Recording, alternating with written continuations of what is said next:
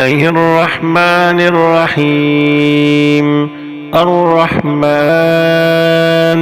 علم القرآن، خلق الإنسان، علمه البيان.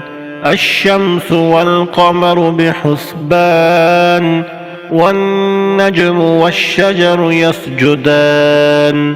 والسماء رفعها ووضع الميزان، ألا تطغوا في الميزان، وأقيموا الوزن بالقسط ولا تخسروا الميزان. والأرض وضعها للأنام، فيها فاكهة والنخل ذات الأكمام، والحب ذو العصف والريحان. فبأي آلاء ربكما تكذبان؟ خلق الإنسان من صلصال كالفخار، وخلق الجان من مارج من نار. فبأي آلاء ربكما تكذبان؟ رب المشرقين ورب المغربين. فبأي آلاء ربكما تكذبان؟ مرج البحرين يلتقيان، بينهما برزخ لا يبغيان. فبأي آلاء ربكما تكذبان؟ يخرج منهما اللؤلؤ والمرجان. فبأي آلاء ربكما تكذبان؟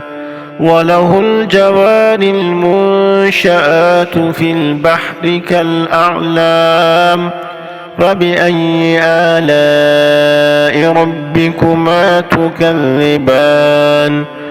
كل من عليها فان، ويبقى وجه ربك ذو الجلال والإكرام. فبأي آلاء ربكما تكذبان؟ يسأله من في السماوات والأرض، كل يوم هو في شأن. فبأي آلاء ربكما تكذبان؟ سنفرغ لكم أيها الثقلان. فبأي آلاء ربكما تكذبان؟ يا معشر الجن والإنس إن استطعتم أن تنفذوا من أقطار السماوات والأرض فانفذوا، لا تنفذون إلا بسلطان. فبأي آلاء ربكما تكذبان؟ يرسل عليكما شواظ من نار ونحاس فلا تنتصران. فبأي آلاء ربكما تكذبان؟ فإذا انشقت السماء فكانت وردة كالدهان. فبأي آلاء ربكما تكذبان؟ فيومئذ لا يسأل عن ذنبه إنس ولا جان. فبأي آلاء ربكما تكذبان؟ يعرف المجرمون بسيماهم فيؤخذ بالنواصي والأقدام. فبأي آلاء ربكما تكذبان؟ هذه جهنم التي يكذب بها المجرمون، يطوفون بينها وبين حميم آن. فبأي آلاء ربكما ربكما تكذبان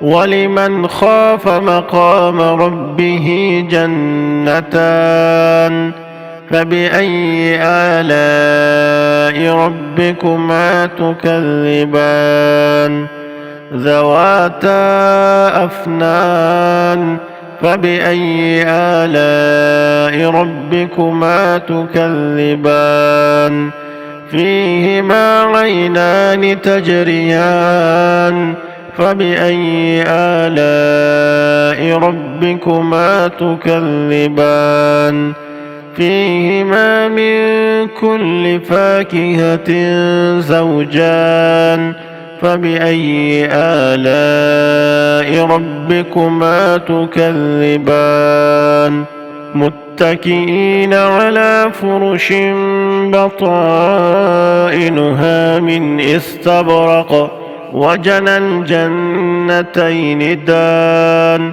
فبأي آلاء ربكما تكذبان فيهن قاصرات الطرف لم يطمثهن إنس قبلهم ولا جان فبأي آلاء ربكما تكذبان كأنهن الياقوت والمرجان فبأي آلاء ربكما تكذبان هل جزاء الإحسان إلا الإحسان فبأي آلاء ربكما تكذبان ومن دونهما جنتان فبأي آلاء ربكما تكذبان مدهامتان فبأي آلاء ربكما تكذبان فيهما عينان نضاختان فبأي آلاء ربكما تكذبان فيهما فاكهة ونخل ورمان فبأي آلاء ربكما تكذبان فيهن خيرات حسان فبأي آلاء ربكما تكذبان حور مقصورات في الخيام فبأي آلاء ربكما تكذبان لم يطمثهن إنس قبلهم ولا جان فبأي آلاء ربكما تكذبان